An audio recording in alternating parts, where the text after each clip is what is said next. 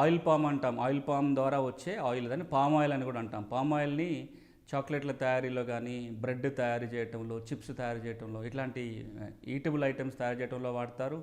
కాస్మెటిక్స్లో, ఇతర వస్తువుల తయారీలో కూడా పామ్ ఆయిల్ని విస్తృతంగా వాడతారు.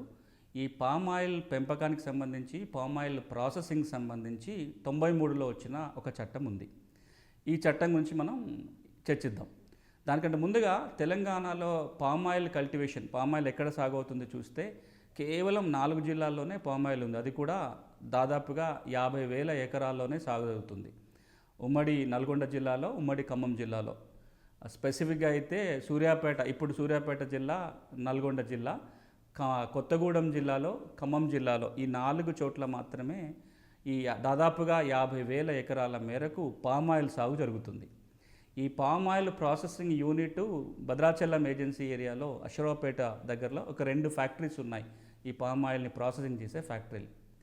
కానీ రాబోయే రోజుల్లో 2023 నాటికి దాదాపుగా 25 లక్షల ఎకరాలలో పామ్ ఆయిల్ సాగు చేపట్టాలనేది ఇటీవల తెలంగాణ కేబినెట్ నిర్ణయం.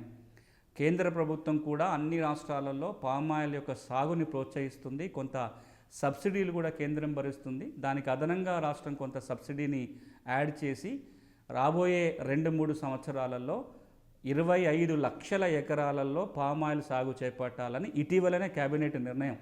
రైతులకు ప్రోత్సాహకాలు ఇవ్వాలని, ఎకరానికి 25,000 రూపాయలు మొదటి సంవత్సరం, ఆ తర్వాత 2 సంవత్సరాల పాటు 5,000 చొప్పున ఈ పామ్ ఆయిల్ సాగు చేపట్టాలనుకున్న రైతులకి ఇన్సెంటివ్ ఇవ్వాలని కూడా కేబినెట్ నిర్ణయం తీసుకుంది.